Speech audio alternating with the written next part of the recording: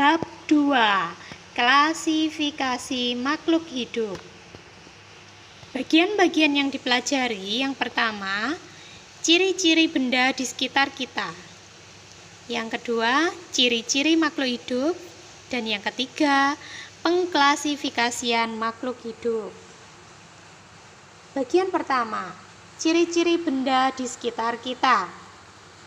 Benda-benda yang terdapat di alam semesta dapat dikelompokkan sebagai benda hidup dan benda tak hidup.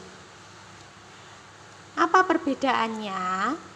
Benda hidup terdiri atas komponen biotik yang meliputi semua jenis makhluk hidup, sedangkan benda tak hidup terdiri atas komponen abiotik.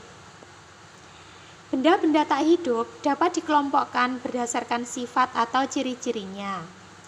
Berdasarkan sifatnya, benda-benda tak hidup juga dapat dikelompokkan menjadi benda tak hidup bersifat alamiah dan buatan.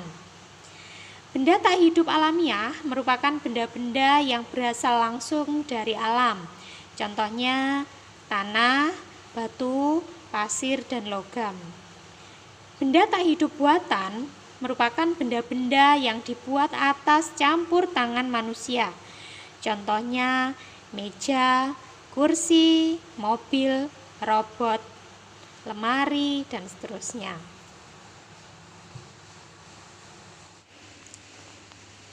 Bagian yang kedua, ciri-ciri makhluk hidup.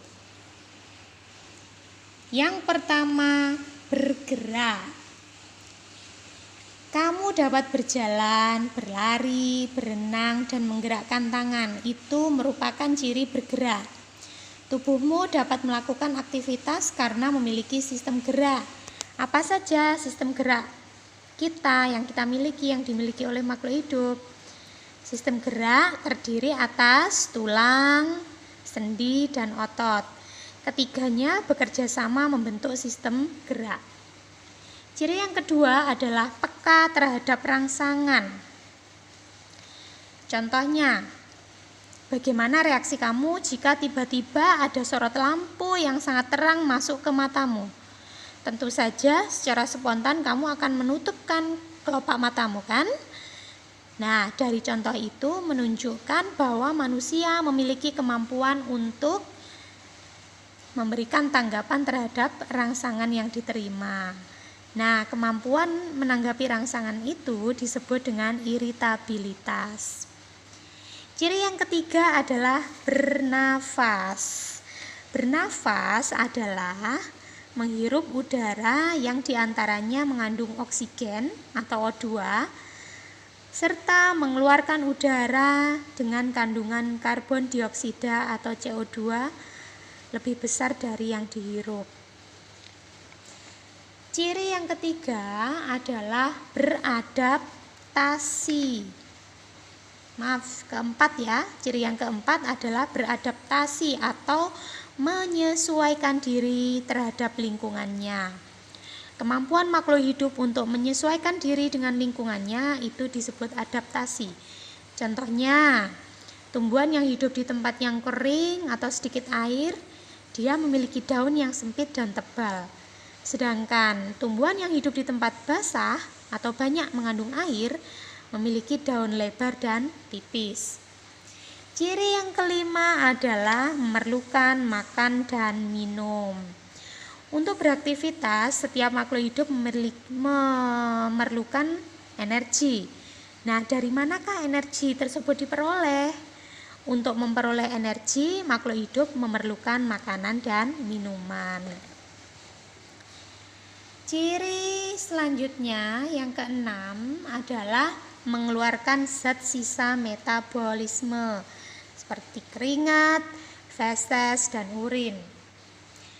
Ciri yang ketujuh adalah berkembang biak atau bereproduksi, yaitu kemampuan makhluk hidup untuk memperoleh keturunan.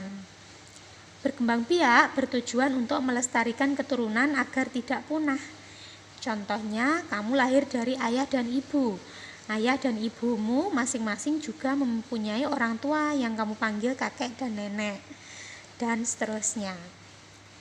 Ciri yang kedelapan adalah tumbuh dan berkembang. Apa artinya tumbuh dan berkembang? Nah, perhatikan tubuhmu. Samakah tinggi tubuhmu sekarang dengan tinggi tubuhmu waktu masih kecil? Tentu saja tidak, kan? Nah, tinggi tubuhmu akan bertambah seiring pertambahan usia. Proses inilah yang disebut dengan tumbuh. Lalu apa yang dimaksud dengan berkembang? Berkembang itu misalnya hewan juga mengalami hal yang sama. Kupu-kupu bertelur, telur tersebut menetas menjadi ulat, lalu menjadi kepompong, lalu berubah menjadi kupu-kupu muda, dan akhirnya berkembang menjadi kupu-kupu dewasa. Jadi bisa ya membedakan antara tumbuh berkembang dan berkembang biak. Oke. Ciri yang ke-9 adalah memiliki bahan genetik. Bahan genetik itu adalah materi penurunan sifat yang terdiri atas DNA, RNA, dan seterusnya. Itulah ciri-ciri makhluk hidup.